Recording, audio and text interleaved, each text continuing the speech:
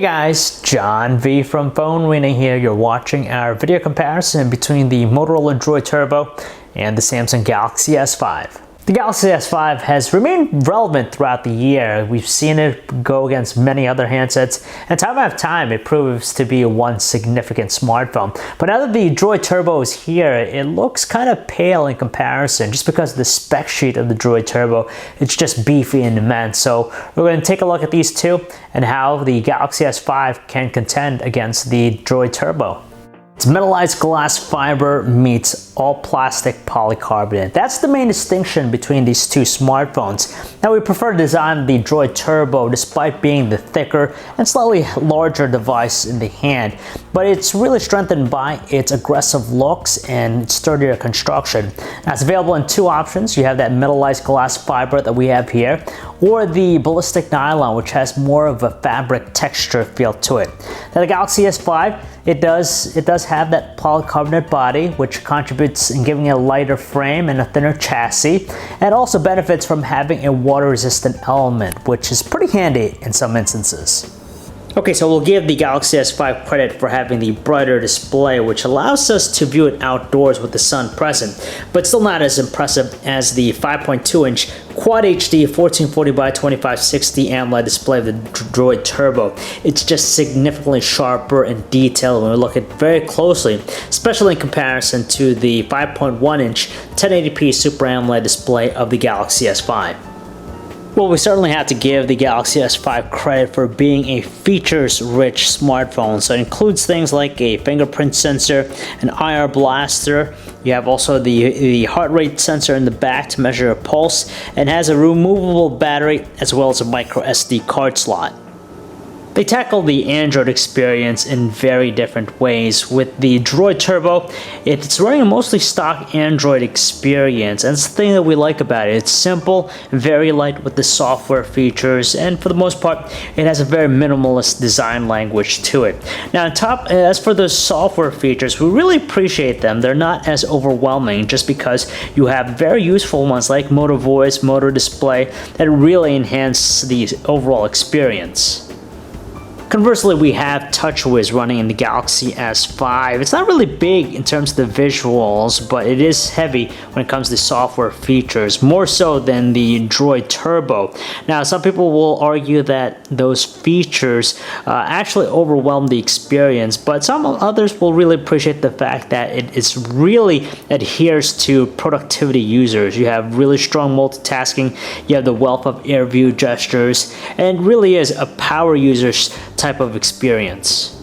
Without a doubt, it's the Droid Turbo that has the snappier performance between the two. It's still not bad with the Galaxy S5, but it doesn't have the same level of finesse that the Droid Turbo exhibits. Now, Droid Turbo, of course, benefits from being a newer handset, so it's treated to the latest and greatest from Qualcomm's camp.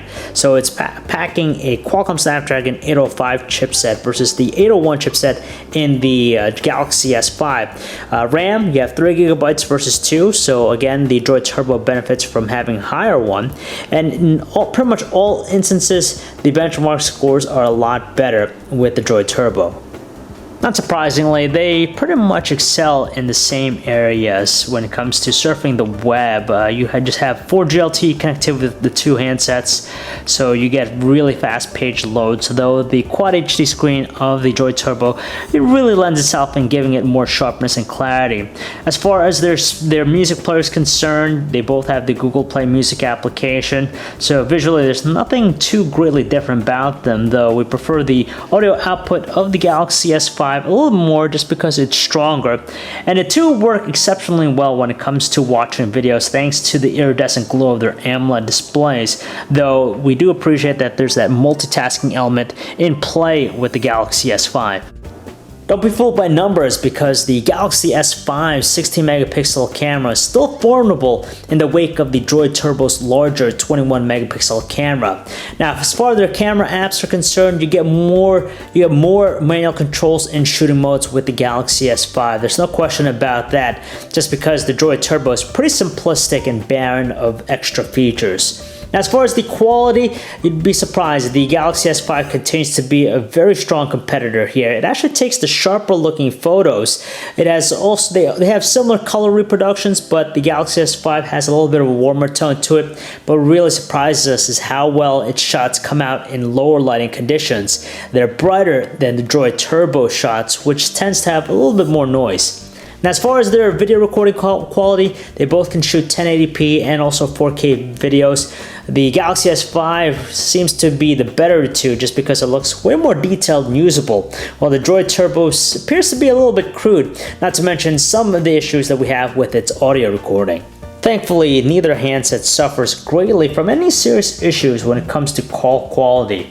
Now, the Galaxy S5 delivers the stronger, powerful output through its earpiece, but it's sometimes accompanied with some muffled tones. Now, the outgoing sound quality tends to be a little bit better with the Droid Turbo just because it managed to maintain a more naturally toned voices in comparison to the Galaxy S5. It's a clear win for the Droid Turbo and its 3900 mAh battery. It really outpaces what the Galaxy S5 and its 2800 mAh battery is able to achieve. In our own battery benchmark test, the Galaxy S5 puts up a tally of 7 hours and 38 minutes, which is nowhere in sight to the Droid Turbo's impressive tally of 10 hours and 42 minutes. Don't get us wrong, the Samsung Galaxy S5 is still a versatile smartphone. It has some high qualities to it, but it is beginning to show its age. The Droid Turbo, on the other hand, is just one specs-filled smartphone. It's future-proof, it's armed with the latest and greatest out there, and of course, the mostly stock Android experience really helps. Now, if money's concerned, you might want to still stick with the Galaxy S5 just because you could pick it up for a lot cheaper. In some instances, probably as low as free with a 2-year contract. Whereas with the Droid Turbo, you're looking at $200 with a 2-year contract, the normal price you'd pay for any high-end flagship. So if you guys want to learn more about either smartphone, you can check out our website, PhoneArena.com. It's John V. Thanks for watching.